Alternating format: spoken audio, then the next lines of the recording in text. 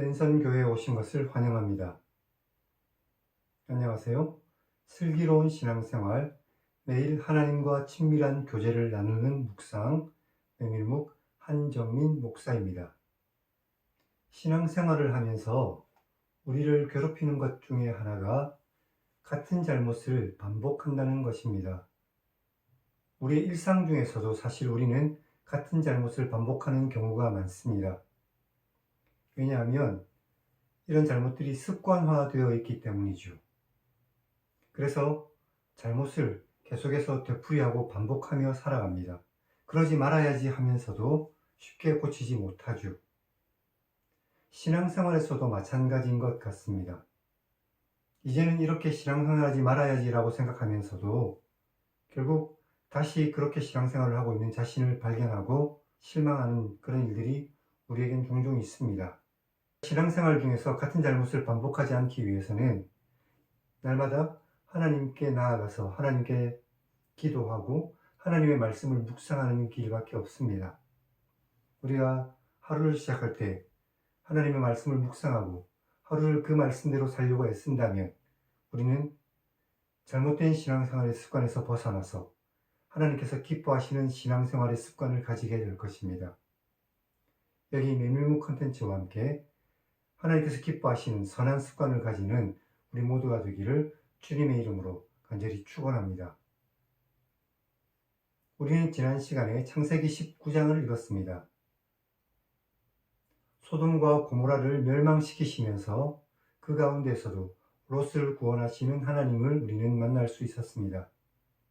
또한 소돔 사람들의 죄악과 롯의 지체하는 모습과 뒤를 돌아보는 롯의 아내, 그리고 결국 자신의 아버지와 패역한 일을 벌이는 두 딸을 통해서 사람의 죄악이 얼마나 악한지를 우리는 말씀을 통해서 읽을 수 있었습니다. 오늘은 창세기 20장을 읽겠습니다. 그랄이라는 곳에 머물게 된 아브라함이 여기서도 자신의 아내인 사라를 자신의 누이라고 속이는 잘못을 범합니다. 하지만 하나님께서 그랄 왕의 꿈속에 나타나셔서 그랄 왕이 범죄하지 않도록 막으셨습니다. 이제 성경을 읽겠습니다.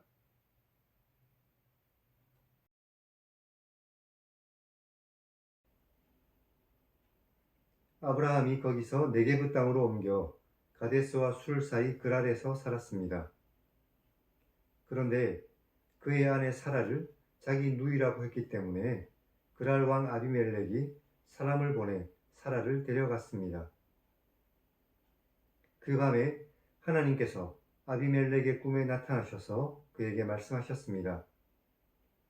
내가 데려간 이 여인으로 인해 내가 죽을 것이다. 왜냐하면 그는 남편이 있는 여자이기 때문이다. 아비멜렉이 사라를 가까이 하지 않았기 때문에 대답했습니다. 주여, 주께서는 의로운 백성도 멸하십니까? 아브라함이 제게 이 여인이 자신의 누이라고 하지 않았습니까? 그 여인도 그는 나의 오빠라고 말했습니다. 저는 온전한 마음과 깨끗한 손으로 이렇게 한 것입니다. 하나님께서 꿈에 또 그에게 말씀하셨습니다. 내가 온전한 마음으로 이렇게 한 것을 나도 안다. 그래서 내가 너를 막아 내게 범죄하지 않게 했으니 그 여인에게 가까이 하지 못하게 한 것이 이런 이유 때문이다. 이제 그 사람의 아내를 돌려보내라. 아브라함은 선지자이다. 그가 너를 위하여 기도할 것이니 그러면 네가 살 것이고 만약 내가 돌려보내지 않으면 너와 너에게 속한 모든 사람이 다 반드시 죽을 것이다. 아비멜렉이 그날 아침에 일찍 일어나 모든 종들을 불러 그 모든 일들을 말했습니다.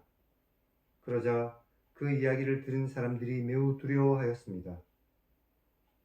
아비멜렉이 아브라함을 불러서 말했습니다. 너는 어째서 우리에게 이렇게 하느냐?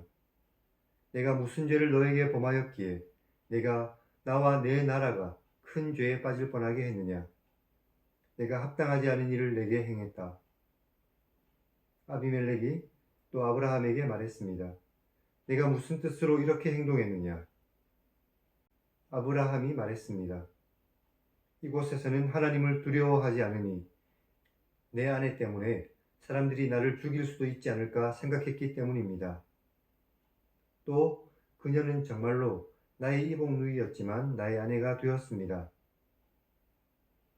하나님께서 나를 내 아버지의 집에서 떠나 이곳저곳을 다니게 하실 때에 내가 아내에게 이후로 우리가 가는 곳마다 그대는 나를 그대의 오빠라고 말하시오. 이것이 그대가 나에게 베푸는 은혜요 라고 말했습니다. 아비멜렉이 양과 소와 종들을 이끌어 와서 아브라함에게 주고 그의 아내 사라도 그에게 돌려보내었습니다. 그리고 아브라함에게 말했습니다. 내 땅이 내 앞에 있으니 내가 보기에 좋은 곳에서 거주하라. 내가 은 1000개를 너의 오빠에게 줘서 그것으로 너와 함께 있는 여러 사람들 앞에서 너의 수치를 가리게 했으니 너의 일이 다 해결되었다. 아브라함이 하나님께 기도했고 하나님께서 아비멜렉과 그의 아내와 여종을 치료하셔서 출산하게 했습니다. 왜냐하면 하나님께서 아브라함의 아내 사라의 일 때문에 아비멜렉의 집의 모든 태를 닫으셨기 때문이었습니다.